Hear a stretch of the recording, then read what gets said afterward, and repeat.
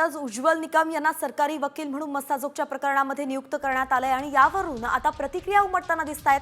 खासदार सुप्रिया सुळे यांनी सुद्धा यावरती प्रतिक्रिया दिली आहे। काहीतरी निर्णय घेतला त्याचं स्वागत आहे असं सुप्रिया सुळे म्हणाल्यात। तर कृष्णा आंधळेला कधी अटक करणार असाही सवाल त्यांनी उपस्थित केलाय।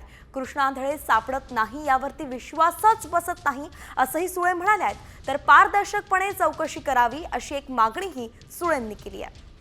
निर्णय सरकारने घेतला याचा अर्थातच मी स्वागत करीन, पण जो 7वा आरोपी आहे, जो खुनी आहे, तो गायब आहे। बजरंग अप्पा सोनवणे बीडचे खासदार यांनी अमित भाई शानची ही 2दा भेट घेतलेली आहे की आम्हालाही सहकार्य करायची आमची पूर्ण तयारी आहे। कृष्णा नावाचा 7वा जो खुनी आहे तो फरार आहे, तो ह्यांना सरकारला सापडत नाही ह्याच्यावर मला खरंच विश्वास बसत नाही। संदीप क्षीरसागर गेले महिनाभर मी त्यांचं टीव्हीवर ऐकते की सापडत नाही असं कसं झालं।